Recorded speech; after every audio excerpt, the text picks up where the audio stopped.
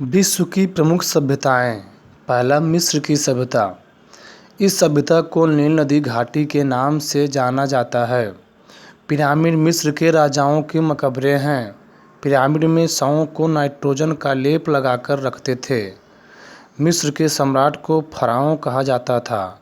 सबसे पुरानी नदियों के किनारे विकसित सभ्यता मिस्र की सभ्यता है।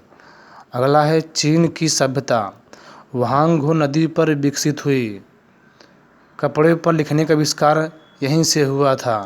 कागज़ का आविष्कार चीन की सभ्यता के लोगों ने किया। रिक्टर पैमाने का आविष्कार इस सभ्यता के लोगों ने किया। इस सभ्यता में दो धर्म प्रचलित थे। पहला ताओ धर्म, जिसके संस्थापक लाओ से थे। दूसरा कन्फ्यूशियस धर्म, जिसके संस्थापक त्से थे। अगला है हड़प्पा सभ्यता। दजला एवं फरात नदी किनारे विकसित हुई। जिगुरत में इसके प्रमुख देवता निवास करते थे। कुम्हार के चाक का प्रयोग यहीं पर हुआ। हड़प्पा निवासियों को सर्वप्रथम कांसा धातु की जानकारी प्राप्त हुई। सिंधु सभ्यता का चौराहा सूत्र का गेंडाडोर है। हड़प्पा सभ्यता का आकार त्रिभुजाकार था।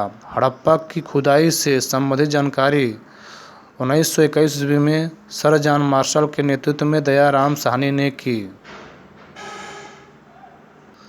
आगे सिंधु घाटी सभ्यता। सिंधु घाटी सभ्यता पूर्व में आलमगीरपुर, हिंडन नदी मेरठ से पश्चिम में बलूचिस्तान, दास्ता नदी सुतका केंडोर तक फैला हुआ था तथा उत्तर में मांडा, चिनाब नदी अखनूर, कश्मीर से दक्षिण में दैमाबाद, प्रवरा नदी महाराष्ट्र तक फैला हुआ था। विशेष कुछ महत्वपूर्ण बिंदु। मनुष्य को सर्वप्रथम तांबा धातु की जानकारी प्राप्त हुई। वेरी मोस्ट इम्पॉर्टेंट प्रश्न है। मानव की उत्पत्ति के समय उसका नाम ड्रायोफिथेकस था। नवपाषाण काल में खोजी गई पहली फसल जौ और गेहूं को माना जाता है। सिंधु की खोज राय बहादुर साहनी ने सर जॉन मार्शल के नेतृत्व में की थी। सर्वाधिक स्थल गुजरात में पाए गए।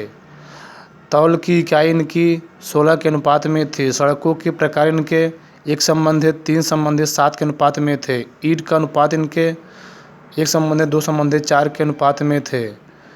गोपथ ब्राह्मण में ऊंग शब्द, ओम शब्द और गायत्री मंत्र की महिमा का वर्णन है।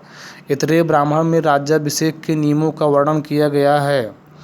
फतपत ब्राह्मण में राम कथा, पुरवरा उर्वशी की प्रेम कथा, राजा दुष्यंत तथा शकुंतला की कथा, विष्णु के मत्स्य अवतार का वर्णन है।